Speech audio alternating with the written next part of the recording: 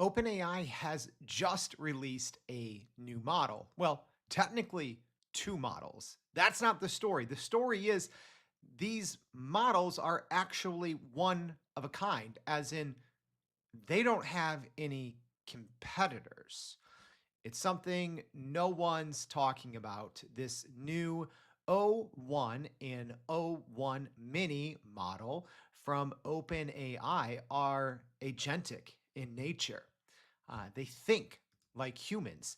They go through human level reasoning and take time to respond. Yeah, that's right. They aren't instantaneous and spit out hundreds of characters before you can even read. It goes through an agentic process and a chain of thought reasoning like a human would. I'm excited to talk to you about that today on Everyday AI. And we're going to be telling you also not just about OpenAI's new O1 and O1 mini models, but also 5 things that I think you need to know about this new groundbreaking model. So, what's going on, y'all? My name's Jordan Wilson, and welcome to Everyday AI. This is a daily live stream podcast and free daily newsletter helping us all learn and leverage generative AI to grow our companies and to grow our careers. So, technically double dipping today. That's how big this one is. Yes, second live stream and podcast for today. So if you're normally tuning in to hear the AI news, by this time, we'll already have a second podcast out. So go check that one, and always on our website at youreverydayai.com. Let's jump straight into it. No fluff, no fillers. Give us about, we'll see, 20, 25 minutes. I'm going to tell you everything. We did all the research, took our time. We've been reaching out to people at OpenAI, actually heard back from one of them. So we're going to tell you everything you need to know. So first, this is a new class of model, period. I don't know why anyone's talking about that. This is a reasoning-based model. So when we talk about other large language models that we talk about all the time, right? And this is the future of work. We talk about Anthropic's Claude. We talk about Microsoft Copilot. We talk about, technically Microsoft Copilot uses GPT-4o. We talk about GPT-4o from OpenAI. We talk about Gemini 1.5 from Google. This new model, O1, O1 mini, they are not the same, right? So this is a reasoning-based model, chain of thought reasoning, extremely impressive, and apparently very good at coding and math. So this is also considered a preview, all right? And it is available now, as in today. Yeah, no wait lists, no blog posts announcing. OpenAI shipped it right after we've kind of been waiting for things like Search GPT. We've been waiting for things like advanced voice mode. We kind of heard some rumblings, and they just shipped it today. So if you have a ChatGPT Plus or a ChatGPT Teams account, it should be available now as you're listening. We have both. We have free, paid, we have the free ChatGPT Plus, ChatGPT Teams, and ChatGPT Enterprise accounts when companies hire us to teach them. So yeah, if you want to have your company learn ChatGPT, reach out. So right now, the only people that have access, like I said, are the Plus and the Teams. Enterprise and EDU accounts should be available within the week, and free, all we heard is soon, but for just the O1 mini. All right, so as ChatGPT did, or OpenAI did, with GPT-4o, there is a 4o and a 4o mini. In this case, there is an O1 and O1 mini. Yes, the naming, not a huge fan of, but it is a completely different class. Also, the API has been rolled out, but right now only to tier 5 users. So only those heavier users right now. So let's get in. That's just an overview. So here are the 5 things that you need to know. All right. And then we're going to dive into each one of these 5 in a little bit more depth. So number 1, this is a first chain of thought, reasoning based model. Agentic thinking, right? That's the reality. And this is a big step toward AGI. Number 2, this is not part of the GPT family. It is different. More on that later. Number three, right now it's very expensive and the messaging rate is limited. My gosh, yeah. Hopefully you don't like it too much because you're not going to be able to use it too much. Also, number four, the benchmarks are surpassing obviously every model that there is, and it's not even close, but it is surpassing PhD level humans. Also, not even close. And number five, I think this is going to set off a large language model arms race. All the big companies are going to have to respond. All right. So, more on that here. Let's now dive into each one of those five things that I think you need to know. So, like we talked about, number one, and also podcast audience, check the show notes. We are going to have a video for this as well. You know, if you're listening on the video, you're going to see, but I'm going to try to do my best to describe at the very end. We're going to run some simple tests. We're going to do it live. Here's the thing, y'all. I've been itching to do this. Even though I have multiple accounts, I haven't even done this yet. So I'm going to be doing it live, unedited, unscripted. Hopefully it works, right? But there's the limits are very severe, which is why I'm saving it, and we're going to find out live. So thing number one to know, this is the first chain of thought reasoning based model. Huge step toward AGI. So it's like this. Every single model out there right now. I mean, number one, they're so fast, which is sometimes good or bad, right? But also think models right now, how they work without proper prompt engineering, right? If you're listening, you've probably taken our Prime Prompt Polish course, our PPP course, and you know what? We might have to completely rehash this because this new O1 and O1 Mini changes the rules. It is, right? You can achieve similar outcomes as you can in O1 and O1 Mini and other large language models, but it takes someone highly skilled, right? I would say that's myself. And, so if you're someone that, spends at least 5 to 8 hours a day inside of large language models like me, and if you've been doing that for multiple years, even pre ChatGPT, right? Like our team's been using the GPT technology since 2020. You have to be highly skilled and spend a lot of time to get the results that you can now get in a single prompt because of this agentic workflow.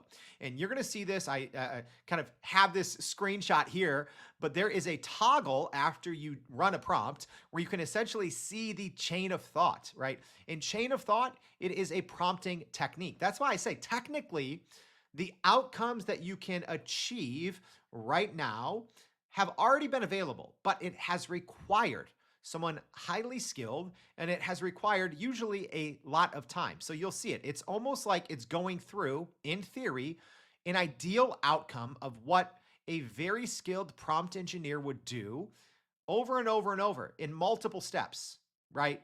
Extremely impressive. It thinks, it processes, and think of it like that, right? Like a smart human can accomplish a ridiculous amount of things with a powerful large language model in enough time, right?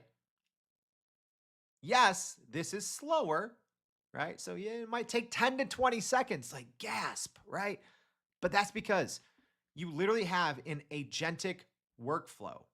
This isn't where, large, I hate when people call large language models next token predictors. Yes, they technically are, but they are so much more than that if you know how to use them, right? So now think of that happening seemingly dozens of times in one step. Super, super impressive. All right. Second thing to know, this is not part of the GPT family, y'all. So right now, let me just read this from OpenAI. So it says, this is an early preview of these reasoning models in ChatGPT and the API. In addition to these model updates, we expect to add browsing, file, and image uploading and other features to make them more useful to everyone. So that means right now, O1 and O1 Mini do not have these normal features that we expect, right? The ability to browse the web, upload files, computer vision via image uploading, right? Also, it says we plan to continue developing and releasing models in our GPT series in addition to the new OpenAI O1 series. Two separate things, all right? And y'all, the cool thing about having a daily podcast that's been going on for like a year and a half, go check the receipts, right? I cover the rumors, but I've never jumped on the hype. I said OpenAI has zero reason to release GPT-5 anytime soon. This is different, right? This is essentially, we've been talking about this strawberry, right? OpenAI strawberry. Before that, it was Q-Star. That's what this is. This isn't the next iteration of the GPT family. This is essentially a new mode or a new way of thinking. All right. So, it's almost like OpenAI just created a fork in the road. So, at least right now, it seems for the short term future, it's going to be operating like that, at least according to this statement that they put out that, they're essentially looking at it as two different series, which is interesting, right? Because if they say that in this O1 series, they're going to be adding browsing, file and image uploading, and these other features, well, then what would separate it from the quote unquote GPT class series? I'll tell you one thing: price. Right? We've been covering it here on Everyday AI. There's been these rumblings and rumors that internal discussions at OpenAI, as they're right now they're reportedly burning through a lot of money and trying to raise a lot of money, and they've been floating out higher subscription prices. I think this is why. Right? Numbers have been floated out like $2,000 a month. I don't think we're going to get to that, right? Right now, you have very limited use of it. But right now, it's still only, $20 to $30 a month for your plan. So, is that what we've been hearing? I personally think so. But if they are separating the two, these two kind of series, I believe that's what they said. Yes.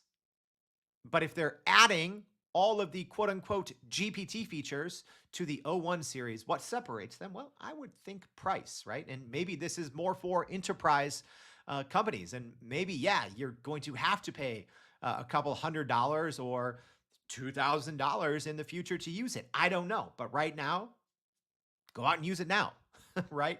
Or maybe it's just going to continue to be extremely limited. All right. So yes, that's our, okay. So speaking of limits, number 3. Well, number 3 is it's expensive, but also very limited. All right, let's talk about the expense first. All right, so I'm not talking about on the front end of ChatGPT. That's the limits, but let's talk about the expense. So API, all right, so many companies out there, they're building on top of OpenAI's API. So right now, the O1 preview, again, it's called preview, the thing that the public has access to. $15 per 1 million tokens input and $60 per 1 million output, which like 2 years ago was super cheap, if I'm being honest. But after the 4.0, that's pretty expensive, right? Comparatively, 4.0 is 5 and 15, whereas this is 15 and 60. So big jump up. But again, we are getting agentic workflows in an API, right? That's wild. What this means for businesses, I am excited. Someone hire me right now. I can't wait to go. Wow. I mean, okay. Anyways, let's stick to price here. But O1 Mini, 80% cheaper. $2.50 per 1 million tokens input and $10 per 1 million output. So the O1 Mini is looking nice. It's looking nice. All right, got the chart there for the rest of you, but let's talk now about messages. Yeah, this is pretty limiting here. So there we go. Here's the downside. Right now, you get on GPT 4.0, So if you are on the plus account, all right, the $20 a month, right now you get 40 messages every 3 hours, which isn't bad, right? Uh, this for O1, technically O1 preview, right? So O1, you get 30 messages a week. Not every 3 hours, not every day, a week. 30 messages a week. Oof. And for O1 Mini, 50 messages a week. Ouch. Yeah. Remember when I said, oh, why are there these two different series? And why is everyone talking about this plan and potentially much higher prices? Y'all, I've been saying this. Go back and look. Go check the tape. I've been saying as models continue to improve, it's worth hundreds of dollars a month as you get agentic workflows. I said that back in 2023, before any of these rumors came out. I said it's going to be worth hundreds or thousands of dollars. So it's not shocking when the information reported this a week ago. I said, okay, well, if you're getting agentic workflows, technically, if it works, $2,000 is a bargain. You can't get a smart human to even power your ChatGPT account for $2,000, right? So it's good, right? Assuming the limits. But right now, on that $20, $30 a month plan, not looking good. Hopefully, Enterprise will have more. All right.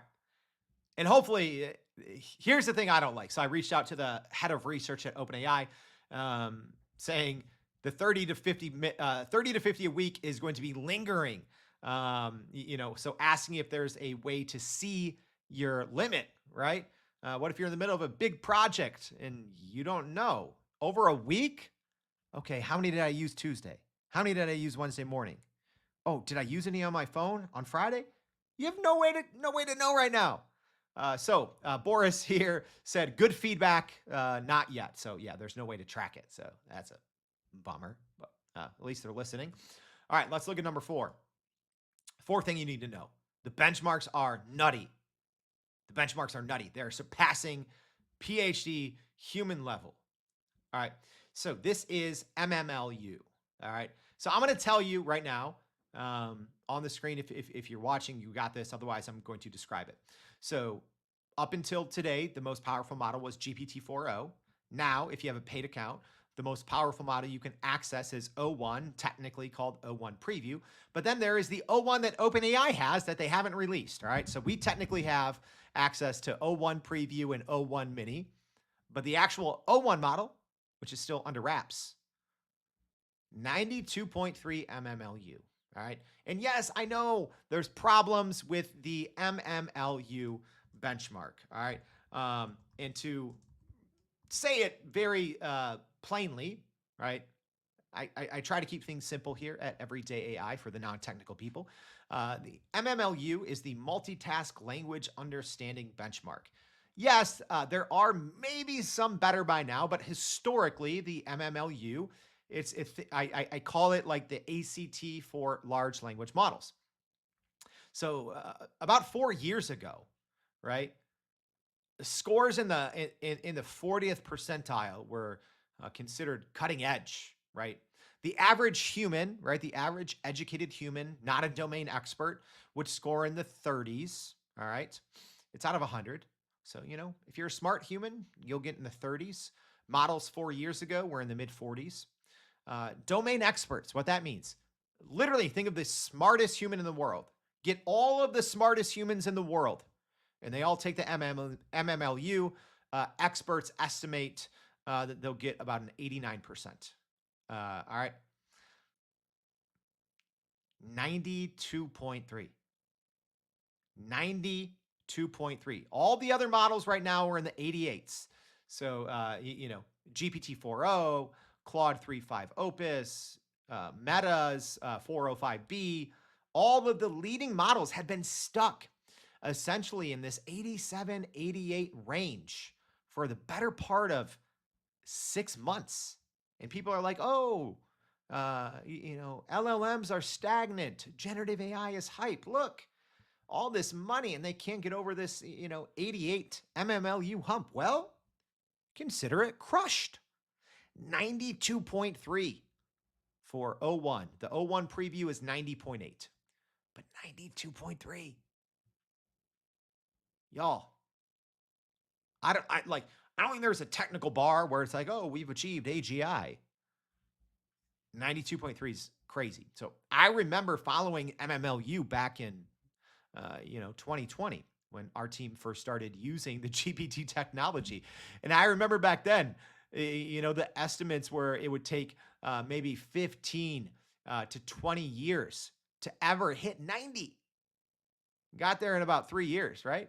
And now we're in the mid 90s, which a lot of people thought would never be possible with large language models. Development's wild, y'all. All right, and then let's go to number 5. Number 5, things are about to heat up. Yeah, there's no AI winter here. There's no hype dying down. My gosh. You know how much Anthropic's got in the bank? Well, I don't know how much they actually have in the bank, but they raised $4 billion from one partner, from Amazon, right? Google has unlimited money that they can print, right? We've assumed that Anthropic Claude has just been waiting, right? This is a wait and see game. Everyone kind of waits to see what OpenAI does. Love the strategic play here, right? I am of the belief that OpenAI has a 4.5, a GPT 4.5 level update for its GPT class ready to go when it wants to, but they have no reason to release it, right? Their GPT 4.0 is technically the best in this class, and at least for now, this new kind of agentic class of large language models, there's zero competitors, right?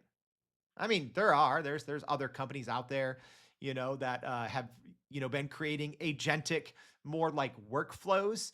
But I'm only talking about the big 5 in the room, right? I'm not talking about anyone else because these are the world leaders. So they are the first world leader in this class. But you got to look at the cost here. If I'm Anthropic, you don't have time. You don't have time, right? Their most powerful model right now, Claude 3.5 Sonnet.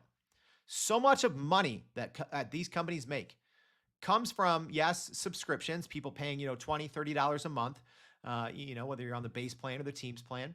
But so much of it comes from organizations that are paying, right, to essentially use their API. They bring in their data. These companies that are building products that we all use, that we all love, they're all powered by, mainly either OpenAI, Anthropic, or Google Gemini.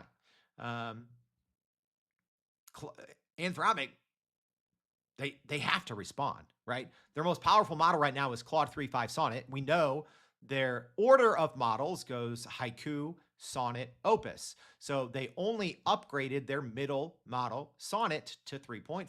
So presumably, we've all known that they probably have a 3.5 Opus maybe ready to go. They kind of wanted to see benchmarks of whoever makes the next big splash. Well, guess what? Splash has been made, y'all. So I would assume Claude 3.5 Sonnet or an agentic response from Claude has to be coming soon. Similarly, I would feel Google Gemini 1.5 Ultra. That has to now be in play fairly soon. Or Meta, Meta's been floating their agents out there and we haven't seen anything either. This is going to get things going. I think especially, right? So now there is a little bit of pressure now here in the US at least for these large language model makers to work with US government, federal regulators, etc. For safety reasons. I would expect after the US election here in about 7 weeks, it's going to go wild. We're all going to get Christmas presents, right? Large language models raining down on us. All right. So now I hope this works. Let's look live. All right. This is not a full breakdown, right? We'll do that maybe next week. Want to go over some basics. All right. So here we go. So keep in mind, a lot of models now to choose from. So always make sure, especially because O1 Preview and O1 Mini are so limited. So always make sure you are using the correct model that you want to use. All right, I'm not going to do a full, prompt rundown. I do need to get more of a rubric, like in official set. I've been doing this since 2023. I just have a bunch of random questions that I ask. Sometimes I'll have it, code a game, go through. I made up some logic questions. There's some logic questions that have been floating out there, on the internet. So I'm going to do a couple, and I'm going to do some that generally models struggle with. So first, I am just going into ChatGPT here. Oh, this is going to be annoying. So actually what I'm going to have to do, y'all give me a second. I don't know what happened with my Edge and Chrome. I cannot log in. I can't log into ChatGPT anymore. I'm getting SSO errors. I've cleared my cookies, logged out, logged back in. Fun times. All right, so give me a second here. I'm having to open, I couldn't zoom in on my ChatGPT app. So now I am going to share. I'm going to share my Firefox. Yeah. Got to go into Firefox. Not thrilled about it, but here we are. All right, so here we go. Now we are going to do some basic tests. So we are in GPT-4o. I'm doing something simple again, going over ones that normally get wrong. I'm saying a man and his dog are standing on one side of the river. There's a boat with enough room for one human and one animal. How can a man get across with his dog in the fewest number of trips? Not bad. Normally, GPT-4o says like 3 to 4. The correct answer is obviously 1. GPT-4o got this wrong. So just so you know, if you're listening at home on the podcast, each time I'm doing this, I'm creating a new chat. So the context window is not skewed in any way. All right, so now my first O1 chat. Here we go. I'm going to do the same thing. And presumably this is going to go much slower. And we will see, like I talked about at the top of the show, a more agentic flow, breaking this down into steps and seeing how the model works. All right, so I'm going to hit enter here. And you know what I'm going to do? I'm going to go ahead. I'm going to do a stopwatch here. Let's see how long this takes roughly. All right, here we go. And there. All right, so it says thinking. So it's taking a sec. It says charting the journey. I can click down and I can see it. So, okay, that was actually faster than I thought. Probably took me a couple seconds to get over. Probably took about 9 seconds. But my gosh, this is the first time. And I've tried this simple prompt, every single large language model. I don't know why it screws them up. It always says 2, 3, 4, right? The correct answer is 1. So O1 preview says, the man and his dog can both get into the boat together and cross the river in a single trip, as the boat has enough room for one human and one animal.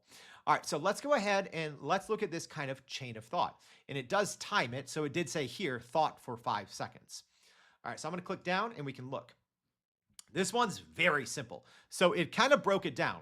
It said charting the journey, calculating boat capacity, identifying the boat's location. This was a pretty simple one. OpenAI shared a lot of examples on their website that went into crazy detail, but this is actually, in theory, simple, right? This is simple. So love to see that. Love to see that breakdown. All right, now we're gonna do probably 2 more. We're gonna try to do it quickly here. Don't want this to go on for too long. So now we're going into GPT-4o. I've done this one many times on the show. So I'm saying a box is locked with a 3-digit numerical code. All we note is that all digits are different. The sum of all digits is 9, and the digit in the middle is the highest. What is the code? When I first started doing this, it confused me because I thought like, oh, there's one answer. I made this one up. And then I'm like, oh, wait, no, there's tons of answers, actually. So let's see. Interestingly enough, which you get this a lot with 4o. 4o is trying to do this kind of breaking it down step by step. So it's trying to do a chain of thoughts. And it's saying step 1, define the relationship. It's creating variables, right? A plus B plus C equals 9. So actually, I've run this on 4o a lot. 4o did just get updated last week. There's always kind of updates going on under the hood. And this is probably the best 4o. example that I've got. So right now, I technically got a wrong answer, even though it's kind of right. So it identified one correct code, which would be 153. So it says, yeah, so that is technically a correct answer to the question, but there's actually a lot of correct answers, right? So in theory, I can even think of them in my head. I could say 0, 5, 4 would work, right? Three digits add up to 9. Middle digit is the highest. So there's actually a lot. So let's go ahead. Let's pop open O1 preview. Fresh chat here. Let's do the same thing. Let's see it think. All right, so it says evaluating constraints, mapping out the combinations, enumerating digit combinations, assessing digit constraints, assessing digit pairs. Wow, okay. This one's taking a little longer. Evaluating potential codes. All right, I'm going to look at it as it goes. Identifying unique codes. Now, identifying valid combinations. I'm looking at this. Some of this doesn't even make sense to me. Identifying valid digit sums. So you'll see here, big difference from what we're used to. You know, GPT-4o spat out an answer in like 2 seconds. This is thinking. It said it thought for 44 seconds. Wow. All right, let's see if it got the answer right. All right, so let's go down. A lot of information here. Filtering possibilities, verifying combinations, thinking about possibilities, evaluating code choices. Wow, a lot of math here. A lot of math. Let's see what we actually got. Interestingly enough, so we got the answer wrong here again. It gave one correct answer. So it said the answer is 450. But again, we know there's actually many correct answers, right? Technically, I have to relook.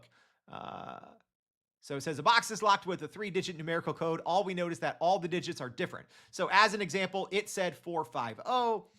So 351 would have worked. 25, not 252. Right. Anyways, there's more than one that works. So although in this case, O1 preview was a little more impressive with its thought, still didn't get it right. So that's one that is still stumping large language models. All right, here's another one I've been doing since the beginning, since I started Everyday AI. How many words are in your response? This one, no model, as far as I know. And this is a pretty famous one. Seen this in research papers, right? But in why this doesn't work, and this is the same reason why, and I broke this down into like a 20 tweet thread once, why you can't ask, how many R's are in strawberry, right? We know that one works. OpenAI did a demo on that. And I don't want to waste one of my precious 30 queries for the week. I got to teach you all. All right, so now I'm saying how many words are in your response? And the reason why this doesn't work is because large language models technically don't understand words really. They break smaller parts of words into tokens. So it's this tokenization process. So they actually don't know how many words they're going to spit out to you. So I'm going in the regular 4.0 mode here. And it says the response contains 23 words. And obviously the response 1, 2, 3, 4, 5 contained 5 words. So it said 23. Not even close, right? Large language models can't do this. Let's see if an agentic model can. All right, I'm curious. Let's go. New chat. Here we go. We're going to O1 preview. Same thing. And let's see how it does. It is thinking. So now it's counting words, understanding paradoxes, crafting a response. All right, we'll see how it does. Evaluating response, avoiding exposure, thought for 13 seconds. So it says the number of words in my response is 9. Let's count. 1, 2, 3, 4, 5, 6, 7, 8, 9. Impressive. Simple for a human to do, right? But think, you have to, if I'm quizzing you and I say, hey, answer this question and tell me how many words are in it, you got to think a little bit first, right? You have to think ahead. You have to think like a human. This is how I'm going to respond. Before I respond, let me count how I would respond and then respond, right? So it shows this kind of agentic chain of thought, step-by-step reasoning. All right, we're gonna do one last one. I don't want this podcast to turn into a super one here. This one I just thought would be interesting, right? So I'm going into 4.0 now. I'm saying, please create a realistic plan to address world hunger. Keep in mind the current state of affairs, political limitations, geographical challenges, and technical implementation. That's one thing, y'all. I worked at a nonprofit for 10 years. I am extremely excited on how this new model can be used for nonprofits to tackle huge societal issues, right? We always think, and I get it, large language models, AI taking jobs. Yeah, it's going to take, y'all. I don't care what anyone says. AI is going to take more jobs than it creates, period. I think the future of work is, think of how now, people are, doing DoorDash and Uber and Lyft, right? Like, if I'm being honest, I think in 10 years, more people are going to have their own small companies than people who have traditional full-time, W-2 40-hour week jobs. I don't think that's the future of work. I think the future of work is many people are going to have many small companies. Anyways, I've always wanted to know how models can solve problems, right? I think it's a powerful thing to think about, because we only think about the bad stuff. So here we go in 4.0. It's breaking it down.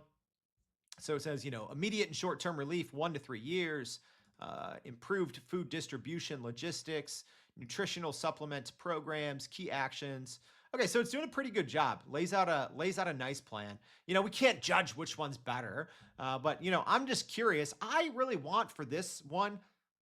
Yes, I mean, you can't compare these, side by side and say one plan's better. I want to see how a model made by humans that we don't think is human, how does it think about a problem like this, right? That's what I'm not even super interested in the output. I'm interested in how it thinks about an issue like this. So let's go into 1.0 preview. We're going to enter a new chat and let's see how it thinks. So navigating world hunger, I'm reading out the steps. Oh, thought for 5 seconds. Did not think very long about it. Okay, interesting. So it says the steps, navigating world hunger, understanding the challenges, and then it created the plan. So it looks similar in length, and I'm looking at some of the kind of bullet points here. So they did a similar job. All right, let's go ahead and wrap this show up, y'all. So as a very quick recap, brand new model, first of its kind in OpenAI's O1 preview and O1 mini. So very quickly, 5 things. It is the first model of its kind, chain of thought reasoning. So am I blown away? Yeah, I'm impressed. I need to put it through its paces. I had very simple kind of test runs, but we saw the chain of thought reasoning, and y'all, this is the worst it's ever going to be. It's only going to get better from here. And I think this is a big step toward AGI. Number 2, not part of the GPT family, 2 separate series. So yes, right now there's limitations to this. You don't have browse with Bing, file upload, computer vision, etc. Like we talked about, this was originally codenamed Q-Star Strawberry, this agentic chain of thought thinking. So we'll see if in the future this does lead to that more expensive model. Number 3, right now it is expensive to use in the API and extremely limited, although the O1 Mini, not too bad. Number 4, the benchmarks, extremely impressive. MMLU, off the charts, in a league of its own. And then last but not least, I think we're going to start getting so many large language model updates now. I think Claude from Anthropic, Google Gemini, I think is going to start to improve and bring so many of their developer aspects to the front end. I see Meta probably rolling out agents sooner than we might think. I think this is kind of the first splash that is going to really bring a wave. All right, I hope this was helpful. Like I said, double dose. If you want the normal news, all that, make sure to go to youreverydayai.com. Thank you for tuning in. Please subscribe. If you're listening on the podcast or on YouTube, please subscribe. Let me know what you want to hear more of, and I'll see you back tomorrow and every day for more Everyday AI. Thanks, y'all.